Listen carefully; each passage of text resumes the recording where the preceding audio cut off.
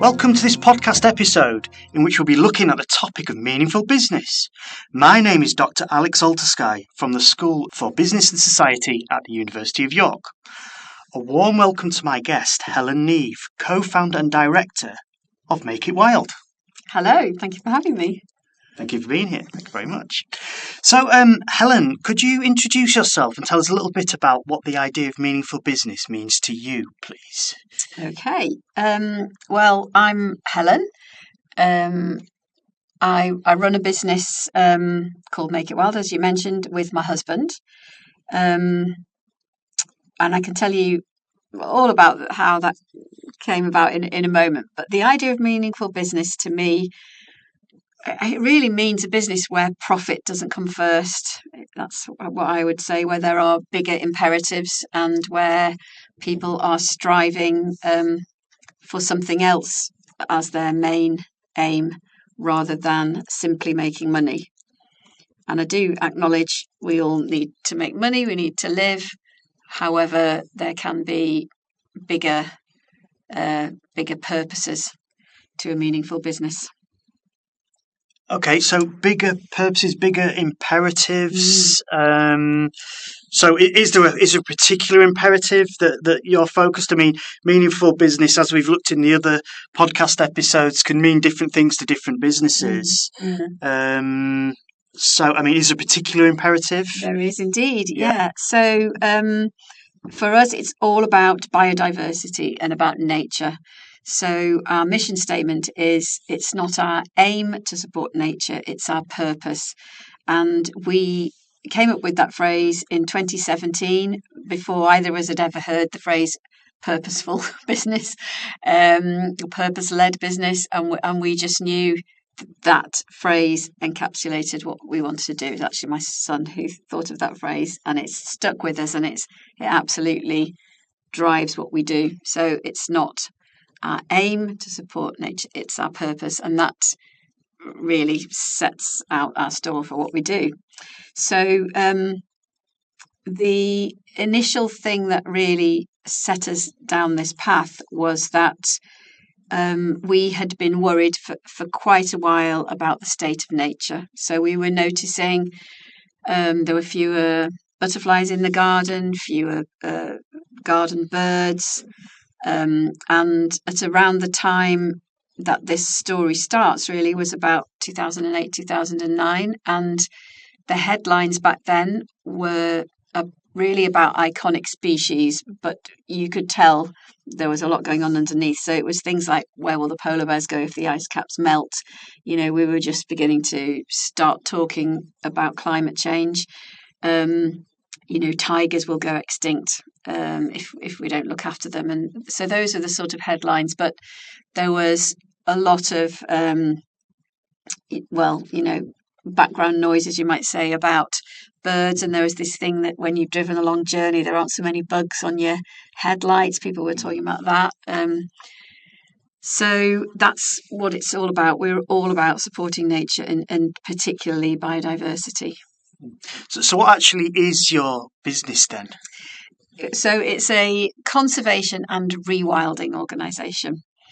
So it started as a family project. As I said, back in 2009, we decided we wanted to do something about our concern for nature and for biodiversity, and we bought a piece of land. And this was a family project. Our children were sort of younger and teenage, and they helped us with all the work. And we bought this field, and I was a consultant surgeon at this time. Chris had recently sold a business, which is what made it all possible.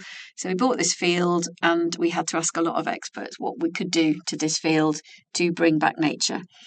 And we were advised, and it did turn out to indeed be the case, that planting woodland would bring nature back. So that's how it all started. We planted 20,000 trees in this field, and looked after them. Our children came, our friends came, our children's friends came. Everybody had to come and help with the competing vegetation is the big thing when you've just planted trees. And we learned how to scythe, to keep the grasses down. And we learn a massively rapid learning curve really on how to do this. And it was a hobby, a passion project. But there was a day when the trees were about 7 years old in the summer of 2017 when the whole thing, there was a big turning point and that everything changed. And we'd been working all morning, sitting having a picnic, and I just looked around and the air was full of insects. There were butterflies, bees, flies, bugs, beetles, ladybirds. There were woodland birds everywhere. We'd seen a hare that morning and a deer had run past the end of the path. And I said to Chris, this is amazing. We have actually done what we set out to do. We've given this field back to nature. Can we do it again? So Chris, who is the original businessman and an entrepreneur of the couple, he said, well, we can probably do it once again. But if we want to make this a sustainable project in terms of able to keep going, we need to make it a business, and then we can engage financial support from other businesses and from individuals to allow us to keep this project rolling forward and to not just basically spend all our savings and then have to stop. So that's really when Make It Wild was born. And we very quickly thought of the name, the branding, the logo, the colours, the website, and kicked it off in early 2018. Brilliant. And you've had quite a lot of success in different measures. So, for instance, the company's won awards. Are there any you're particularly proud of, or is there anything else you're particularly proud of? Are things you're more proud of than the awards? Well, there are things I'm more proud of than the awards. I mean, the awards are lovely, and we were happy to be awarded one by York University, for innovation. I think it was. Oh dear, you might have to check what I'm saying here and edit that bit out. But what was it? Was it? Yeah, we did win an award sponsored by York University, which was lovely. It was very special to be awarded a BBC Making a Difference award, and that wasn't really a business award, but it just showed that people did really feel we had made a difference and valued the difference we'd made to nature. And we've won, each year since we became aware that there were business awards we could enter. We've won one or two a year, really. But the thing I'm more proud of really relates to our actual purpose in existing. And that's when we have proof that we are supporting biodiversity. And a really good illustration of this is the story of our moth surveys. And when we first bought, so we have one of our nature reserves is our main site, really, where there's many different types of habitat. We have a building there we can take people to, and much of our activity takes place there. Really, we keep our tractor there, and we've got animals there.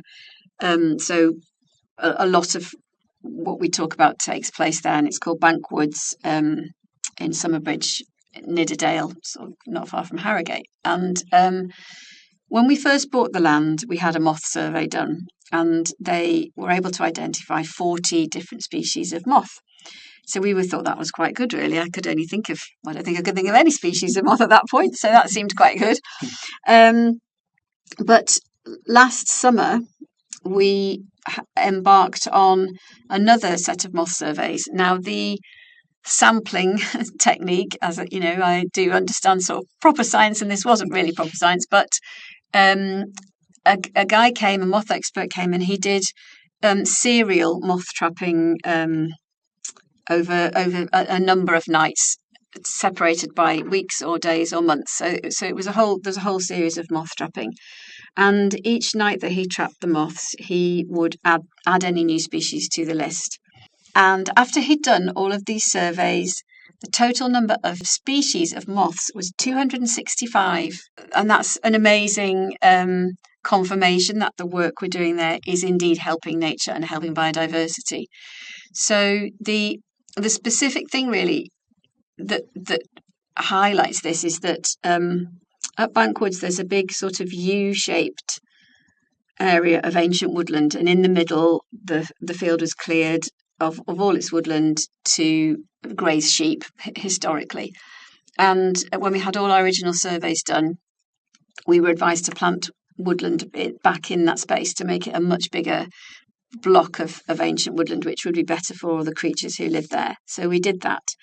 And this moth expert found that on our young trees, which were then about maybe 6 years old, moths were laying their eggs, and moth larvae were growing on our new trees, which had found their way there from the old trees in the ancient woodland.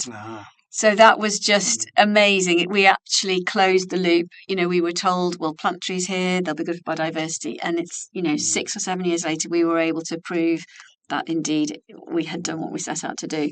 So that's really how I measure success. By moths rather than awards. Yes. Or owls or something like that. And owls, yes. So owls as well. Yeah, we've had loads of owls breeding, and we have them.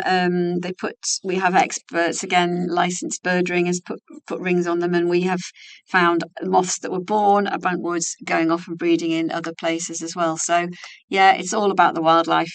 Yeah.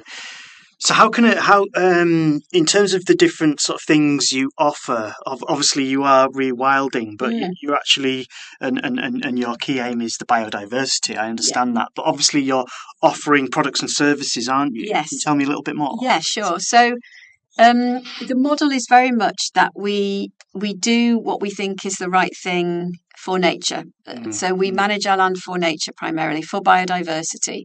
So we're creating habitats, protecting habitats, restoring habitats. So it's really all about habitats. And rewilding as well sort of comes into that, is a sort of hands-off method of conservation of nature.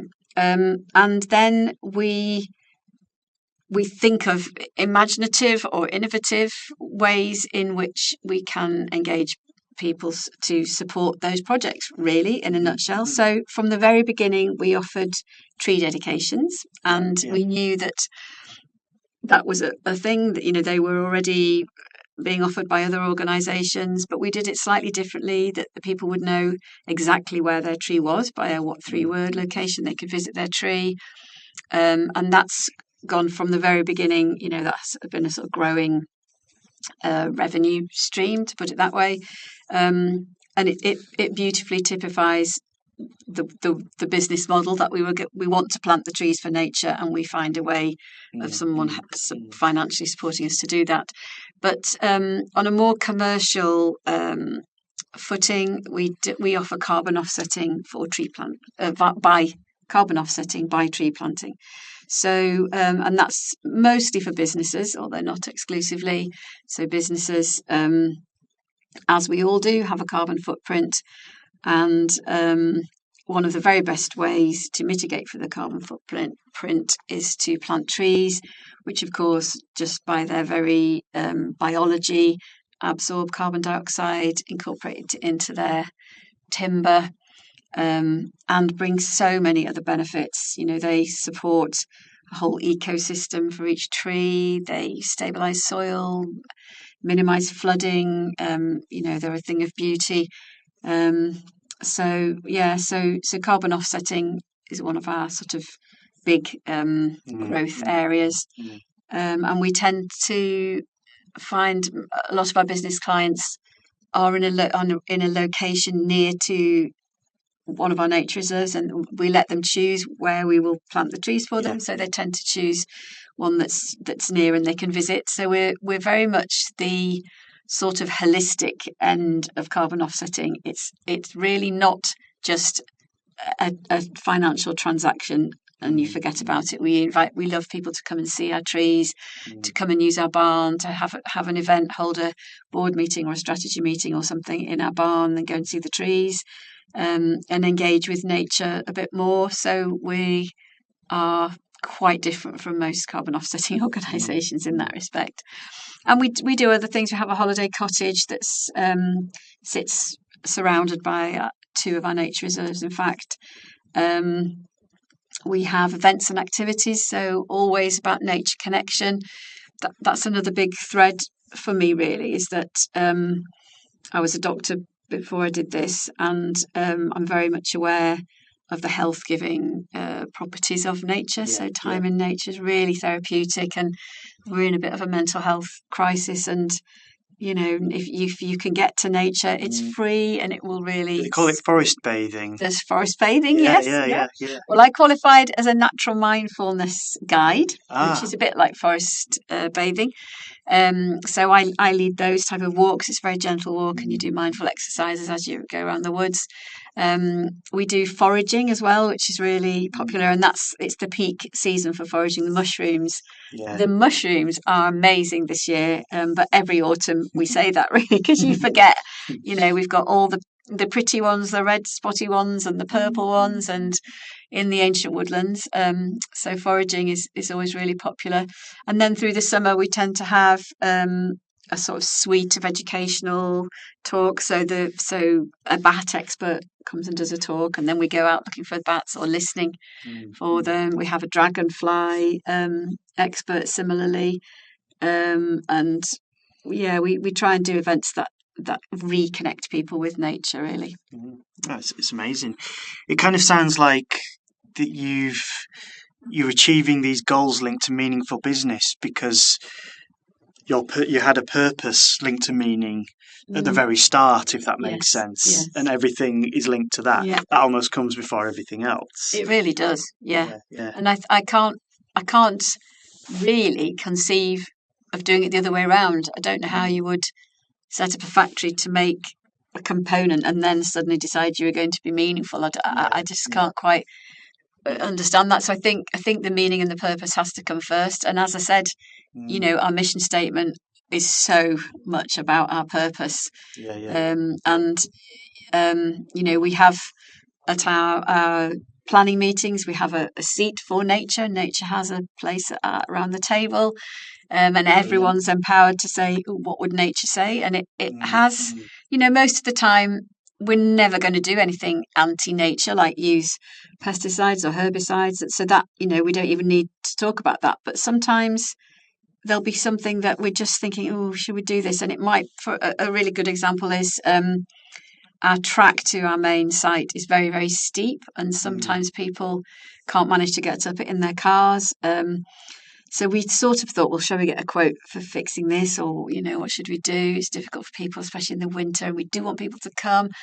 But the quote was something like £45,000 or something to fix this section of the track. So we thought, well, what would nature say? And we decided nature would probably say there's better ways you can use that money to help nature. Dig a pond, plant a load of trees, or, both actually for that sort of money. And we have a tractor, we have a pickup truck, we have a gator, and if people phone us and say, I can't get up the track, we can go and get them. So it's not the end of the world, really.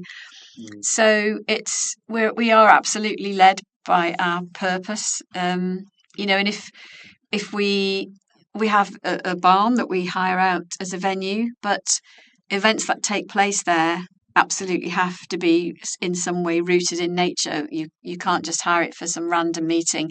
There has to be an element where you are connecting with nature. So often they'll do, as I mentioned, they might have a strategy meeting in the morning, but then they'll go and perhaps they'll help with some tree planting, or they'll do a natural mindfulness walk, or we'll get one of our foraging experts. So there has to be an element to the day that's about nature. That's absolutely in the rules. Of course. Well, thank you so much, Helen. It's been really, really interesting, and thank you for your valuable insights on meaningful business, and the things you've been talking about are so important. Best of luck with all your future plans. Thank you very much. Until next time.